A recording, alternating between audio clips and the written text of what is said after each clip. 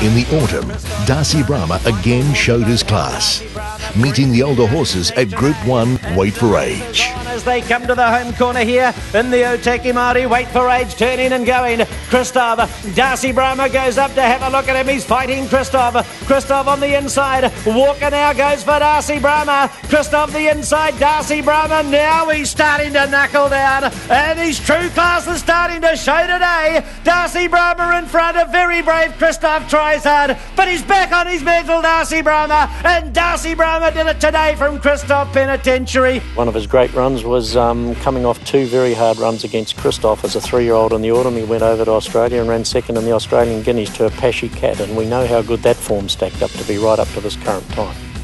And Apache Cat has had a bit of a breather before the turn, about a length now to Langaza. Then Darci Brahma. Walker edges away from the rails on the New Zealander now. Wider out is Zagotto. Red Dazzler coming deep, and then God's Own. He's pulled right to the outside. Apache Cat at the 300 by 2. Darci Brahma's got him in his sights though, and the Kiwi sprints up and joins the leader, and they're 3 lengths in front. From Spielmeister, God's Own battling only, and Thin and Crispy. Apache Cat is fighting back like a tiger. He won the Guineas from Darci Brahma.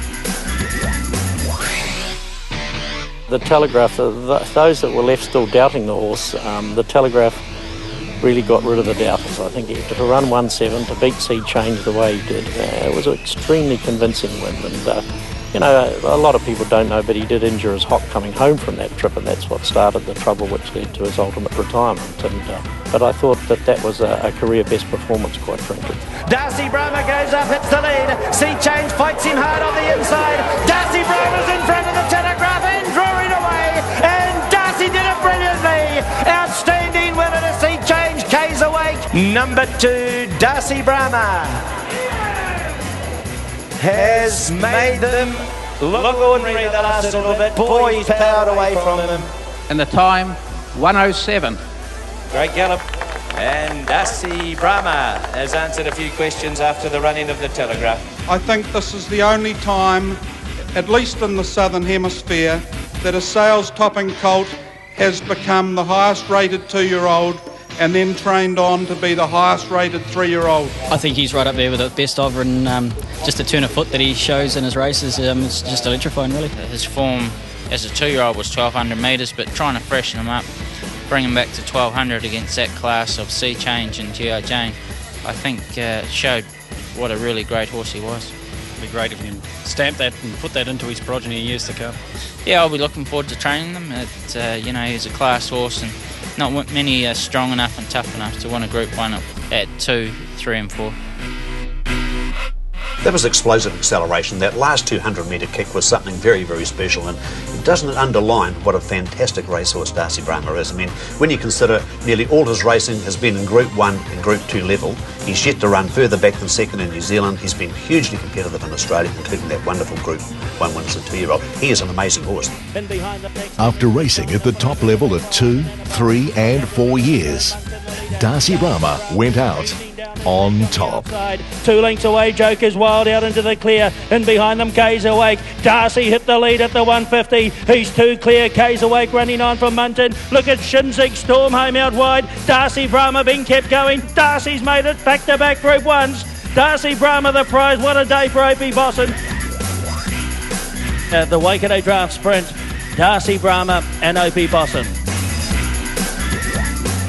A champion on the racetrack, Darci Brahma, an exciting addition to the Australasian stallion ranks. $1 million yearling, a racetrack career which netted 5 Group 1 wins and a much publicised stud career announcement. Yes, Darci Brahma has been a headline-grabbing horse from the day he entered the Caracas selling arena.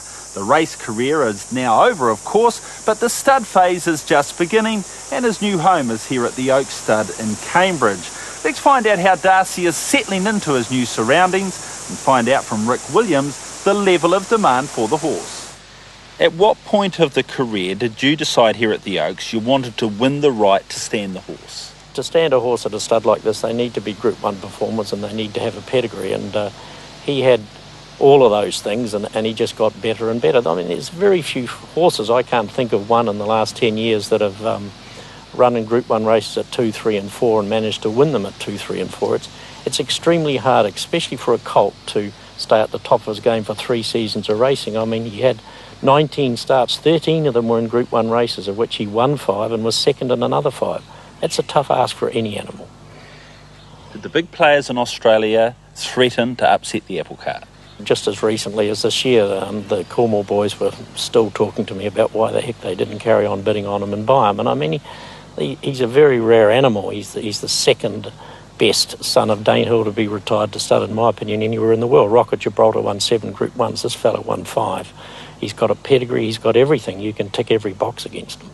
Let's touch briefly on that female family, which we haven't spoken about. Well, he's by Dane Hill and he's out of Grandish as a Group 1 winning daughter of Zabeel. And so with Dane Hill and Zabeel, you've got the 2 most influential stallions in Australasia in the last 20 years. It's also, of course, the family of Romany Conti, Ethereal, a family developed by the Vela brothers for probably 30 or 40 years. It's not only the remarkable success the family's had so far, it's what's likely to happen in the future, as you've got, of course, the Stravinsky colt that won his trial. He was a $2.2 million yearling. She's got a Redute's Choice colt at foot. Her full sister, our Eschazo's in foal to Redute's Choice. There's Stravinsky's, they're being mated, and one of the things the Velas have done is kept all the fillies from these families, and they're being mated to the greatest size in Australasia. So while the family's had a phenomenal success rate so far, I can only see that increasing in the future. When was the fee of $30,000 decided, and did the last 2 Group 1 wins make a tangible difference in that decision process? I think they did. There's no doubt that when a horse can repeat his form for 3 seasons of racing, you've got to respect not only his courage, his class, but his soundness. And he came out and he was decisive at Trentham. He won comfortably at Tirapa with a little bit of an injury query.